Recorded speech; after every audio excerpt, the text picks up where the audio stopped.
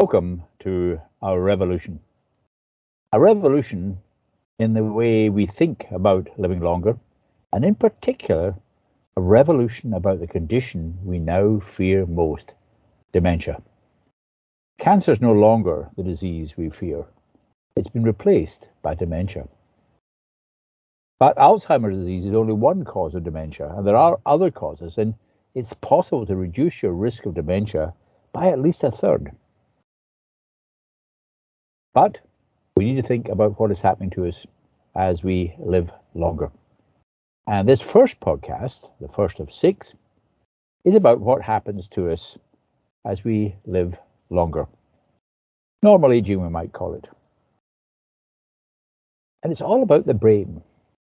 And if you can, get your hands on a brain. Go to the butchers and ask, can you see a brain? Can you hold a brain? In most countries, apart from Italy, the brain is hidden and finishes up in sausages. But it's a big, white, firm object. But it's in fact full of blood, like the liver or the kidneys. It just looks white when you see it. So this is all about the brain and the changes in the brain that affect the mind. Now, there are 4 things happening to us as we live longer. One of them is normal aging. And it does affect the brain, and it does affect the mind.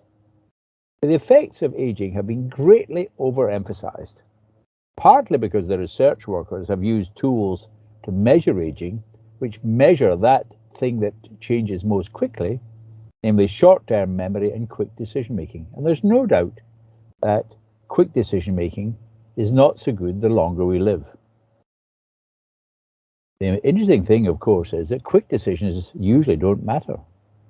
And the brain gets better at complex decisions in the 60s, 70s, and 80s.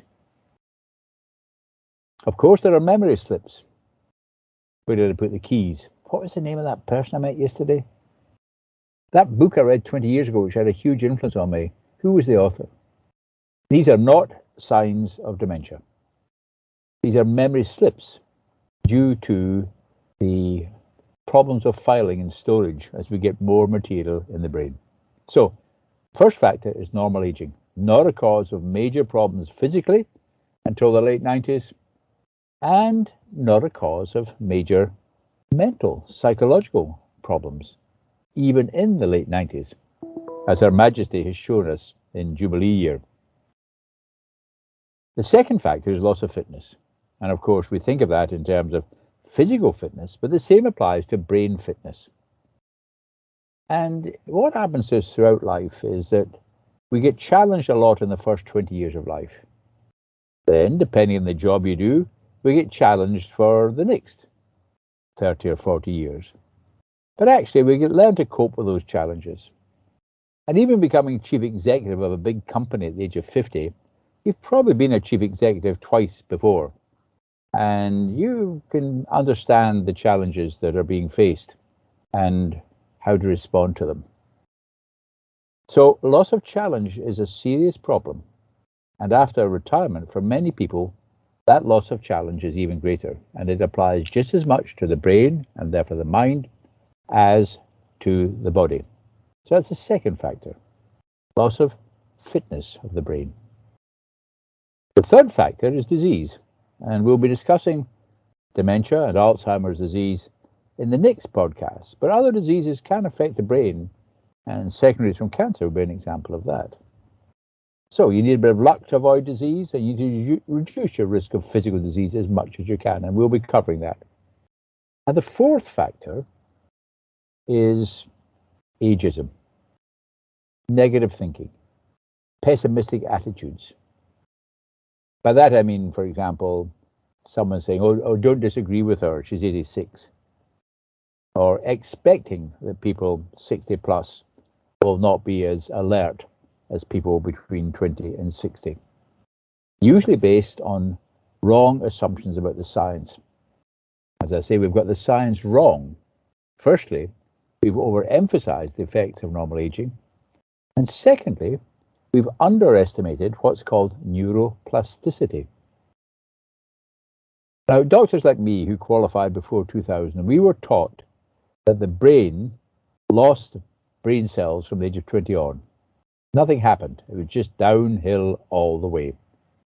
And that was a theory of a famous neurologist called Professor Cajal in Madrid, and he got the Nobel Prize in 1906. But we now know from about 2000 on, with much better means of examining the brain, that at any age, we can form new connections in the brain. We can stimulate new circuits, and it's called neuroplasticity. Now, the stimulation may be learning to do Scottish country dancing if you've never done it before, or learning a new language, but also interacting with others. And we'll come back to the importance of interacting with others and challenge and having a positive approach to life, having a purpose in life. The brain can develop new circuits at any age, no matter how old you are, no matter how many conditions you've got, and even people who have got dementia can form new circuits. So, that's what is happening to us. Normal aging is not a cause of major problems. Loss of fitness is a cause of problems, and it often results from ageism and is sometimes complicated by disease.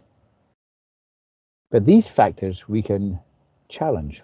We can reduce the risk of dementia. So I say to you as an individual, why don't you go out and ask someone what they think is happening to their brain and their mind as they live longer, and see what response you get, and then explain to them about the 4 factors and how we can reduce the risk of dementia. And if you're on a committee or play a leading role in a health or social services, what are you doing to reduce the risk of dementia in the population? And the first thing, of course, is to make people know the facts of life. Not the birds and the bees and where babies come from, but what happens to us as we live longer. What happens to our brains as we live longer, and how we can do something about it. So that's our first podcast. You can read more by following the link. And the next podcast is about dementia, Alzheimer's disease, and the potential for reducing your risk, while at the same time increasing your brain ability, no matter your age and no matter how many long-term conditions you've got. So I look forward to seeing you for the second podcast in reducing the risk of dementia and increasing brain ability.